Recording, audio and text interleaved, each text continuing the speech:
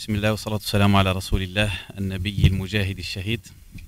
معشر المجاهدين في هذه القاعة، نجتمع اليوم في جمعية البركة المباركة مع هذه الوجوه المباركة لحصاد ثمار مباركة من أياد مباركة، فبارك الله في جمعكم وبارك الله فيكم.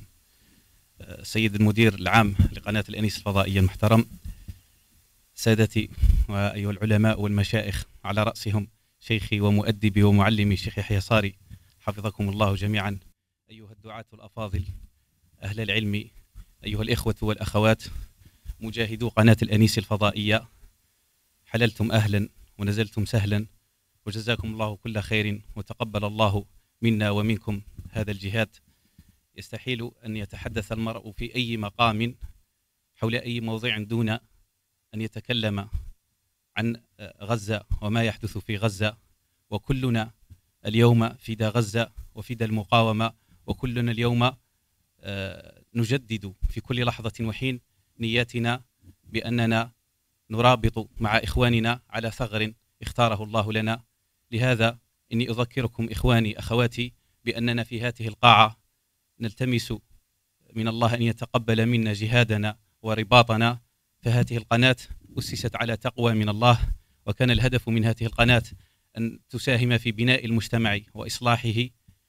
لهذا هي قناة جهاد، ونحسب أن كل من ساهم في هذه القناة من المجاهدين، فأسأل الله أن يتقبل منا ومنكم. أعتذر من مشايخي، من الصعب جدا أن يتكلم المرء في حضرة العلماء وأهل العلم والمشايخ، فأنا أعتبر هذه جرأة كبيرة مني، ولا يخفى عليكم أهل السياسة ما يحشموش، سمحونا على هذا الجرأة، الله يبارك فيكم.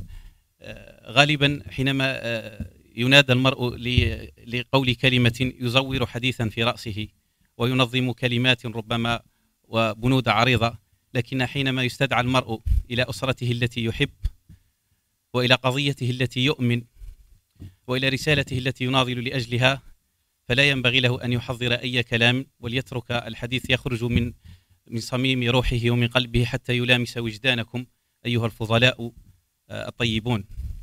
لهذا أتكلم اليوم بكل حب وبكل صدق، وأريد أن أغتنم الفرصة وأخبر أسرتي في الأنيس بأنكم أروع أسرة صادفتها، وأنكم أحب أناس إلى قلبي، حتى أولئك الذين لم يتسنى لنا ولم ننل شرف الجلوس معهم، لكن كل من ساهم في الأنيس قيد أملة أعتبره شخصا مميزا وتاج على رأسي شخصيا. أروع هدية أعطاها الله لي في حياتي منذ أن ولدت هي شرف العمل في قناة الأنيس الفضائية، ولا أعتقد أنني سأنال شرفا بعد هذا الشرف إلا أن يكتب الله لنا الجهاد بالدم في غزة المباركة. لهذا فليعلم الجميع أنكم محظوظون بأن الله اصطفاكم واختاركم من بين كل الجزائريين أن تساهموا في هذه القناة المباركة. والله إذا التمسنا الصدق في جهادنا بقناة الأنيس الفضائية فإننا فائزون. وإني أذكركم بأن هذه القناة أسست وأعلن بثها الرسمي في ذكرى يوم العلم، ذكرى عبد الحميد بن باديس شيخ الجزائر ومعلمها ومربيها. لهذا أعتبر قناة الأنيس من أبر تلامذة الشيخ ابن باديس رحمة الله تعالى عليه. وأريد أن أشكر جزيل الشكر هذا الرجل على صنيعه العظيم والرائع جدا، وعلى عمله المبارك، وعلى فاعليته، لأنه المسلم ينبغي أن يكون فاعليا ويكون عمليا. لقد صرنا أمة تمضغ الحديث كثيرا، وابتلينا بالجدال والمراء، وقل فينا المخلصون وقل فينا العاملون. أعتقد أنكم جميعا على دراية بما تعانيه الأنيس وبالغربة التي تعيشها الأنيس، وهذه بشارة كذلك.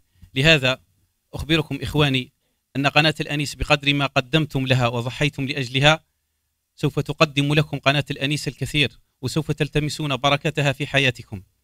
لهذا أوصيكم إخواني أن تكونوا للأنيس خيرا مني، وأن لا تقصروا في حق الأنيس مثل ما قصرت أنا. فإني أعتذر في هذا المقام مرة أخرى، وأتمنى أن لا أكون من الخائبين، وأن يوفقني الله أن أقدم كل ما أستطيع أن أقدمه لهذه القناة. دعونا نكن أسرة حقيقية، ودعونا نناضل مع بعضنا البعض في هذه القناة المباركة، علنا نساهم في إصلاح هذا المجتمع، وعلنا نربي جيلا نعده إلى جهاد، فهذا زمن الجهاد ولا حديث إلا عن الجهاد. فنقول لكم يا معشر المجاهدين تقبل الله منا ومنكم، وجزاكم الله عنا كل خير. والشكر الجزيل لرجل الظل ورجل الخفاء الأخ أمين حسين، حتى في هذا اليوم لم أراه بعد، رجل بارك الله في جهاده وجهوده. وفي الأستاذة سارة رئيس التحرير التي كانت لها بصمة طيبة ورائعة، وأخي عبد القادر. هذا ما تبقى من أسرة الأنيس التي كنت أعرفها، وكلكم أهلي وإخواني وعشيرتي، وكلنا بإذن الله سنجتمع على سرر متقابلين مثل ما اجتمعنا على هذا الخير المبارك. فبارك الله فيكم وجزاكم الله كل خير، والمجد للمقاومة. السلام عليكم.